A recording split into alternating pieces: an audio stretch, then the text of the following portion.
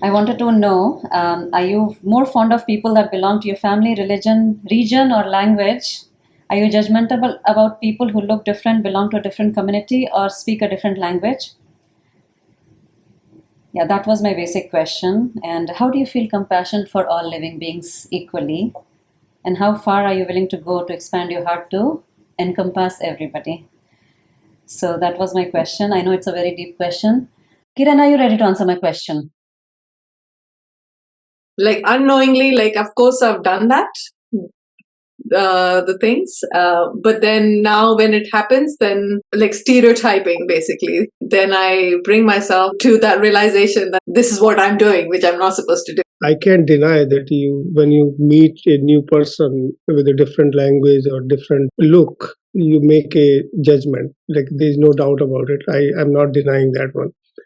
But at the same time, if I'm open to accept the person, that's where it makes the difference. And I think I'm okay with that. You are willing to help anybody. So that also depends upon if you can really make a judgment of the situation, the person really need your help. I'm willing to do that one. There is no doubt about it. But when you have somewhere in your background that, or there's a higher possibility that he or she is exploiting you, then I'm not willing to help. Normally, like we get judgmental based on different look, different language.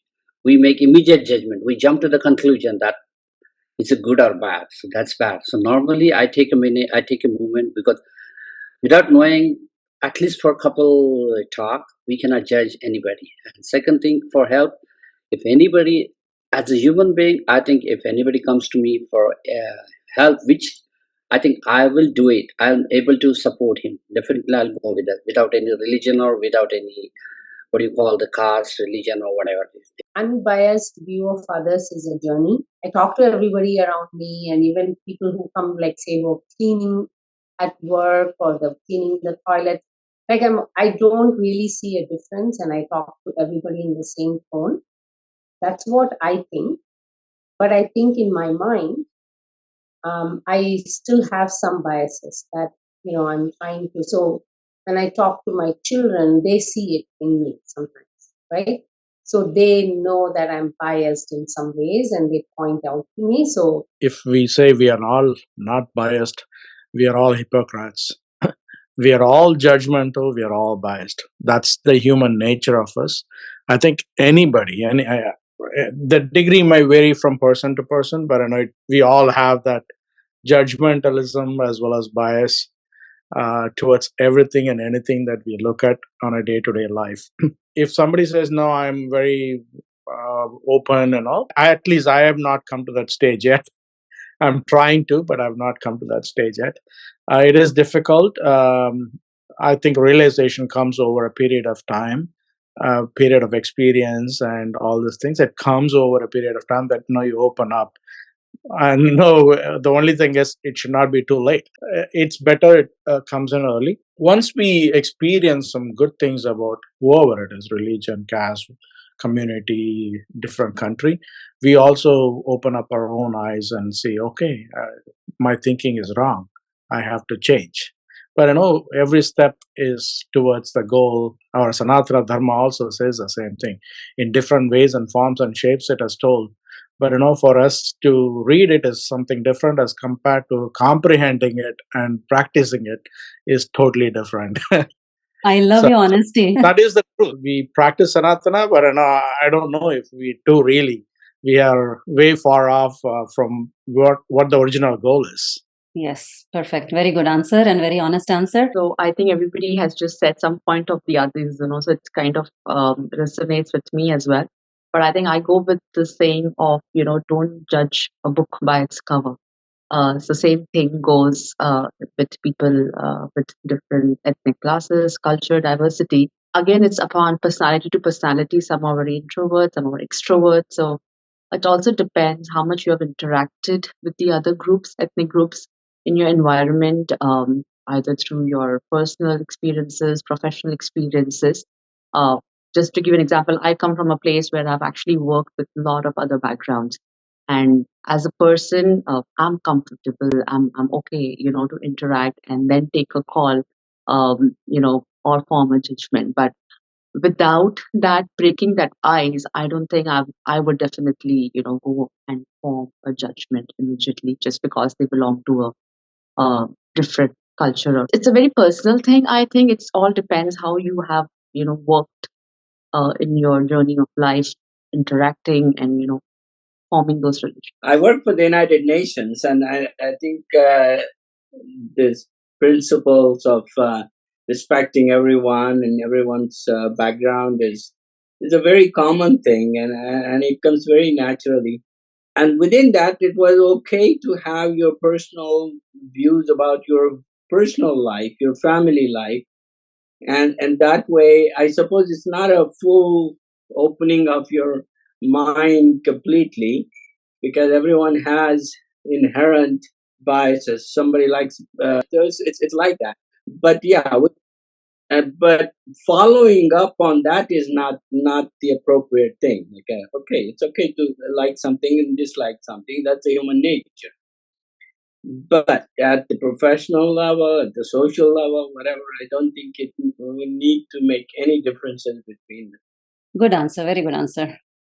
There's no right or wrong answer. So go ahead and open up your heart. Archana, I would like to add one point on like whether I'll help stranger.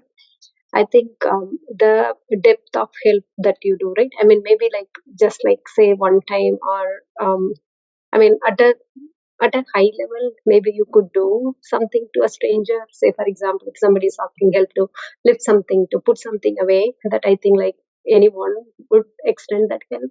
But that level of help that you go are willing to do to someone, I think that depends on how much of the relationship you will know. If it's not harming your comfort, then you can go to that extent. As soon as it's harming your comfort zone, yeah, you will withdraw. Even if it is like harming your comfort zone, right? But if you know that person very well, of course, like, I mean, that's also another kind of bias, right? You will go any extent to help that person. But otherwise, like stranger, we all will help, but only like it stops at a certain level. We don't go beyond. Yes, good to talk and know like where we are limited, where we are not limited. The talk is more about expanding and knowing your own heart, where we are standing and how we can improve. If I had asked this question to myself a few years ago, I would have said, definitely, I wouldn't help any stranger. I was judgmental right away, looking at the person's face. I will pass my judgment. But over the years, the nature of my job is very diverse. The level is coming down. So judging, but then asking yourself, okay, so I passed my judgment, but was that right or not?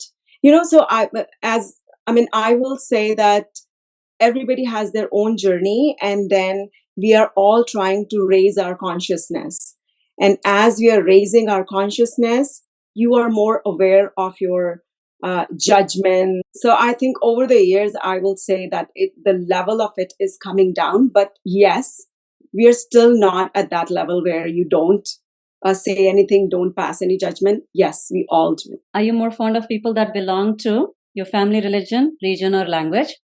And yes, we all are, and that's natural to a human being. There's nothing wrong with it. Being fond of your own language, culture, religion, or your cultural practices, your Sanskriti, whatever you call it, it's a very natural inclination and fondness.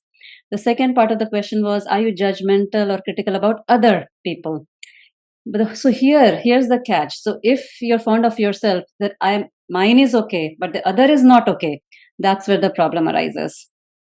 That should not happen, and you should catch yourself all the time being critical or negative judgment about others' practices or others' culture. Okay, you have to keep that in mind, that I'm okay, but the other person is not okay about their normal practices should not creep in your mind, and should not judge just by, somebody said, book by the cover. Your dharma means the things you're supposed to do. Taking right action should not be based on your likes and dislikes about the other person, community, or person speaking a different language. So your mode of action should not depend on your likes and dislikes, but you have to do what is right for that particular moment. Okay, so I'm going to share an experience with you what I faced like 20 years back when I moved to Canada. So I came to Canada as a student, and very interesting experience. So just got admission in university, and there was a professor from the cardiology department, very apt for the topic. He was a very senior professor in our university, and he was Indian professor, and he had invited all the Indian students in the university for a like meet and greet and a lunch type of thing. So we all went there. I went with my roommate, and we were all students, and there were a bunch of professors there, and we were just talking, and there was greetings getting exchanged. And then this professor asked me where I am from. So I said I'm from Patna, Bihar. So, and being from a Bihar, I had already faced a lot of judgment because I had stayed in different cities in India, and I had faced a lot of biases as a student itself. So I thought in Canada it will be very different. But after coming here, then that professor started talking about the politics of Bihar. And me being in my 20s, I had no idea about the politics, I had no interest in the topic. But then he started being very critical about the state and the politician and this and that. Being in that position, he was very derogatory about the region from where I belonged. So I just listened that for a few minutes. And then he was a Sikh guy, Sardar. He was a Sardarji, and he was a very senior professor. So he was going on saying derogatory things about, oh, Biharis are like that and this. Listen. Then finally, it was almost my limit. Then I thought I should not get angry in this atmosphere, because as a young blood, there was anger building up in me at that time. So because I had already listened enough before coming to Canada, so I thought in Canada this should not happen. We're all Indians, so we're just human beings. But then I told him, to keep him quiet, I just said, oh, don't you know, like your 10th guru was also a Bihari? He was so furious. And I looked at my roommate. She said, let's run away from here. Without eating anything, we just ran away and then never looked him back. I said, he should not remember me. He should not inform my department professor.